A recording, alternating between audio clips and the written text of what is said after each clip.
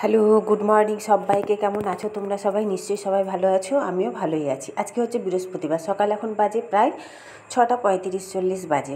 আরও একটু আগে উঠবো ভেবেছিলাম জানো তো, কিন্তু উঠেছি অনেক দেরি হয়ে গেল। আমি তো এত সকাল উঠি না, ওই হাঁটতে গেলে উঠি। এখন বান্ধবী নেই বলে ঘুরতে গেছিলো, ঘুরে এসে ও আবার একটু বাঁকুড়া গেছে, ওর দরকার আছে, তো ওই জন্য হাঁটতে যাওয়া হচ্ছে না বলে দেরি করে উঠছি।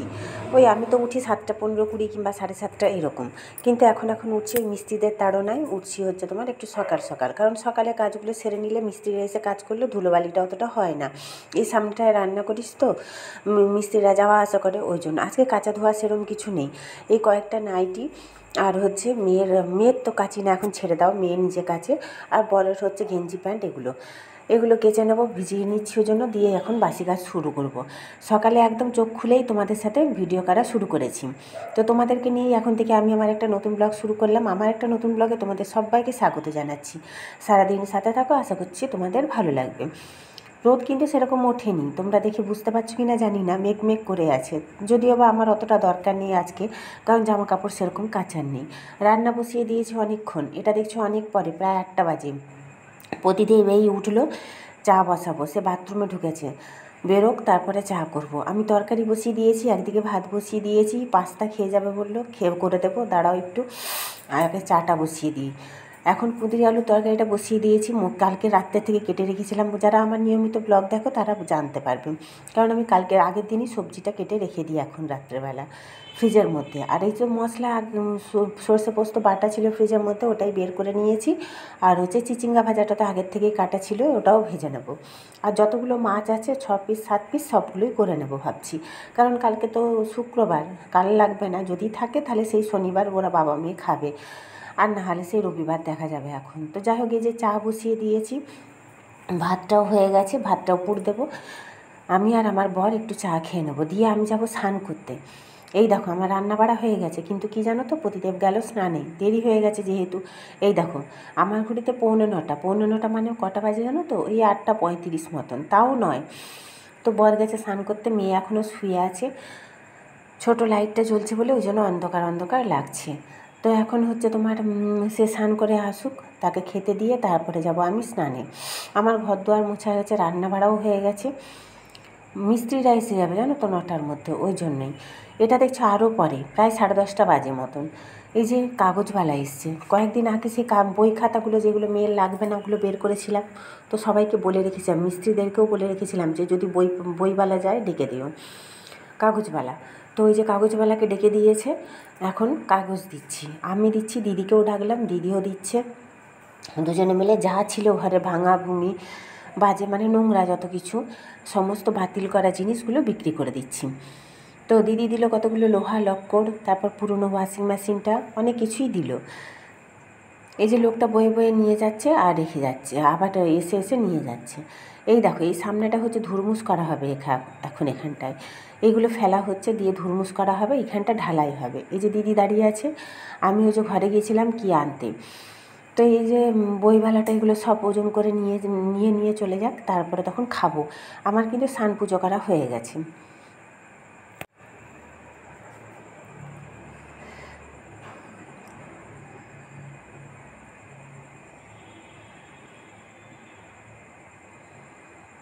এই দেখো, দেখেছো এই পেটিগুলো 2-3টে ছিল, সেগুলোও দিয়ে দিয়েছি।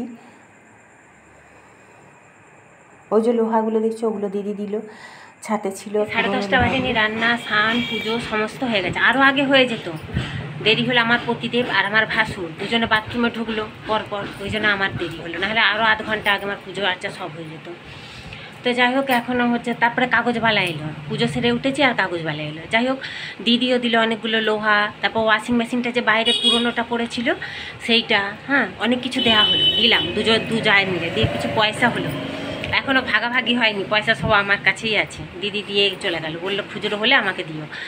তো এখন মেয়ে উঠেছে, মেয়ে উঠে বাথরুমে গেছিলো, ওখানটা তো দেখছো কিরম কি দেখালাম তোমাদের, হচ্ছে মিস্ত্রি লেগেছে। তো যাই হোক আমার তো কাজ বাজ সমস্ত শেষ, মেয়েকে বললাম তাড়াতাড়ি বাথরুমে ঢুকে সব কিছু করে নে, ও তার সব কিছু ওরও হয়ে গেছে। এই যে বলছে মা একটু চা করো, চা খাবো, ওকে একটু চা করে দিলাম, আমি একটু চা খাই এক ঘট। এখন 11টা বেজে গেছে, 11:15 মতন বাজে।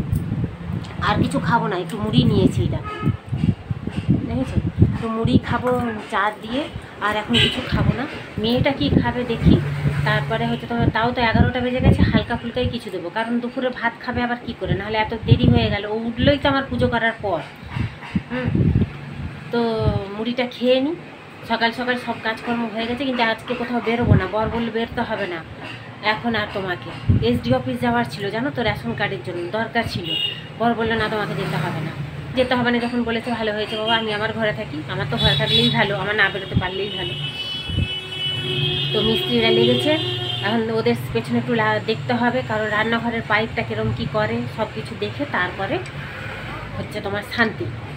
আজকেই করে দেবে বলেছে বাইরেটা, নাহলে তো বাথরুমে যাওয়া মানে স্নান করা সব কিছুই তো অসুবিধা আমাদের, জানো, এইটুকু জায়গার উপরে, আর এতগুলো মানুষ তো, হ্যাঁ ওই একটি বাথরুম, এখন ওপরে বাথরুমটা তো কমপ্লিট হয়নি।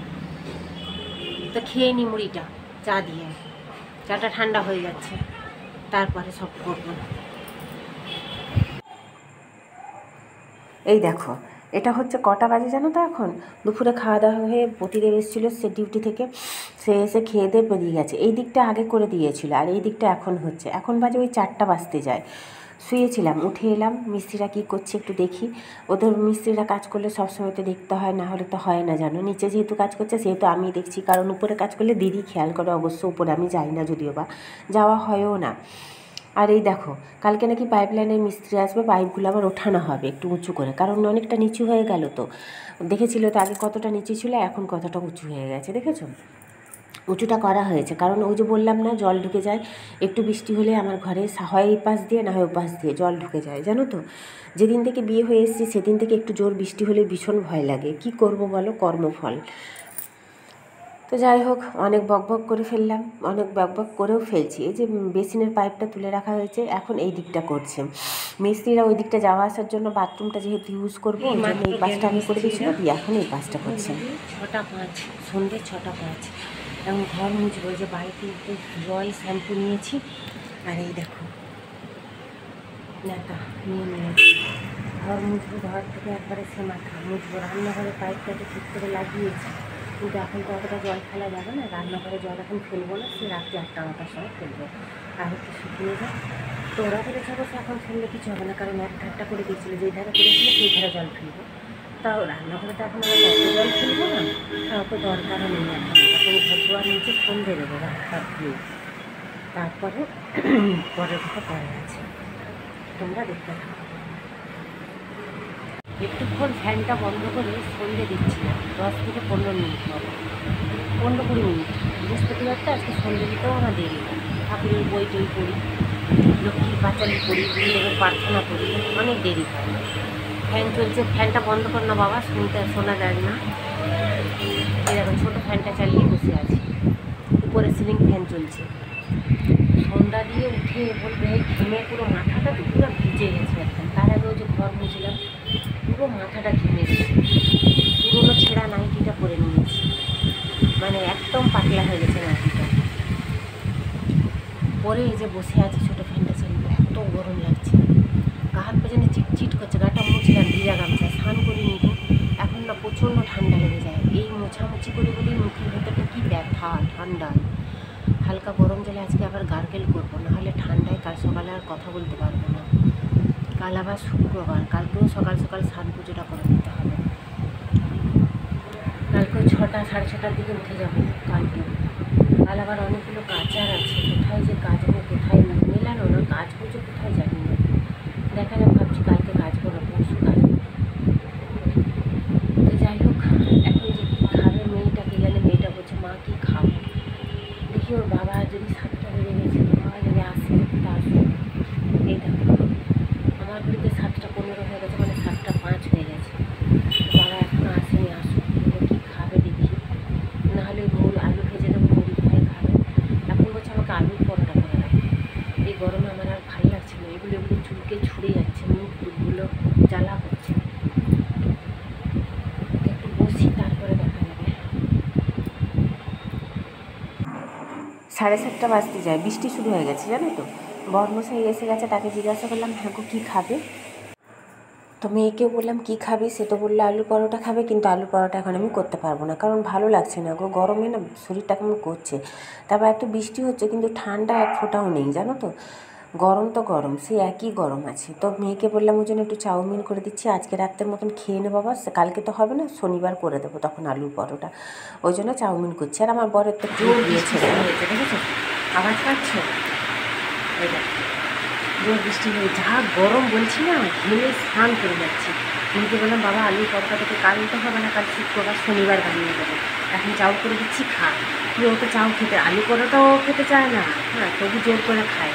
তাই এখন বলছি একটু চাউ খেয়ে নে, রাতটা রুটি খাবে না, আমি জানি ওরা যে একটু বেশি করে আমি চাউ করে নিয়েছি, এই হলে হয়ে যাবে। এখন চাউটা খেয়ে নিই, ওদেরকে দিয়ে দিই, দিয়ে আমি একটু অল্প করে খেয়ে নিই। আমার আবার ভাত আছে, ওই দেখো পাশে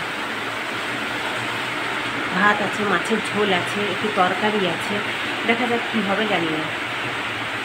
এখন বাজে রাত্রি 10টা 40, সেই সন্ধ্যে 7টা 8টা থেকে যে বৃষ্টি শুরু হয়েছে, 7:30 থেকে, 7:30টার একটু আগে, 7:15-20 থেকে, সে এখনও হয়েই যাচ্ছে। তখন তো প্রচুর বৃষ্টি হলো, পুরো রাস্তায় জল দাঁড়িয়ে গেছিলো, তোমাদেরকে ভিডিও করে দেখানো হয়নি। রাস্তায় প্রায় 1 হাজার থেকে একটু কম, এই এত বৃষ্টি হলেই তো ভয় না ছাতিটা ধুধক করতে পারে। তাও পেছনটা উঁচু করা হয়েছে তাই, এবার এই পাশটা উঁচু করা হয়েছে তো ওই পাশটা থেকে ভয়, মানে আমার রাস্তার দিকে ঘরের দরজা দিয়ে। কেন বলো তো, ভীষণ ভয়। যেদিন থেকে এই ঘরটায় এসেছি সেদিন থেকে মানে বৃষ্টি হলে না এত ভয় লাগে, জল ঢুকবে, এরকম অবস্থা জানো ঘরে, একটু বেশি বৃষ্টি হলেই জল ঢুকে। তো যাই হোক, বাসন কুসন সমস্ত 8টার পর আর কিছু ভিডিও করিনি, কী করবো, রান্না কিছু করিনি, শুধু জল গরম করে গয়লাটা গার্গেল করেছি, মেয়েও কিছু খাইনি, বড় কিছু খাইনি, আমি একটু একগাল খাচ্ছিল, শুধু সেটা খেয়ে নিয়েছি। তো জামা কাপড় ছেড়ে নিয়েছি, বাসন বলতে 8টার পর থেকে সে টিফিন খাওয়া বাসন, দুপুরে কতগুলো বাসন ছিল, হাঁড়ি ছিল হাতে, কড়া ছিল, কড়াটা মেজেছিলাম দুপুরে সকালবেলা, কিন্তু ভালো করে মাজা হয়নি, সেটা এখন মাজলাম, যেহেতু পাইপ দিয়ে জল যাচ্ছে বাইরে, শুকিয়ে গেছে ওই পাশটা, ওই জন্য মিস্ত্রি বলে গেছিলো জল ফেলতে বিকেল থেকে, কিন্তু আমি বিকেল থেকে ফেলিনি, রাত্রি 8টার পর থেকে ফেলেছি, মানে পাইপ দিয়ে জল যাচ্ছে রান্নাঘর থেকে, বেসিন থেকে, সেই জন্য বেসিনে সমস্ত বাসন মেজেছি বলতে 8টা থেকে 10টা পর্যন্ত মেজেই যাচ্ছে এরকম। আমার বড় বলছে এত বাসন কোথায় ছিল, আমার তো একটু পিটপিটারে অভ্যেস, কালকে আবার শুক্রবার, ওই জন্য আরও বেশি মাজা। তো যাই হোক, এখন হচ্ছে রাত 10টা 10:30 বেজে গেছে, বৃষ্টিটা হয়েই যাচ্ছে, এমন চিন্তা লাগছে না যে বলার না। হাত কাটা নাইটিটা পরেছি, ওই জন্য মানে দেখাতে বড় করে ভিডিওটা করতে পারছি না, তোমরা কিছু মনে করো না। তো যাই হোক, এখন আজকের ভিডিওটা এই পর্যন্তই। যদি ভালো লেগে থাকে একটা লাইক কমেন্ট সাবস্ক্রাইব করে দিও তোমরা, আর সবাই ভালো থেকো, সুস্থ থেকো, টাটা, গুড নাইট সবাইকে।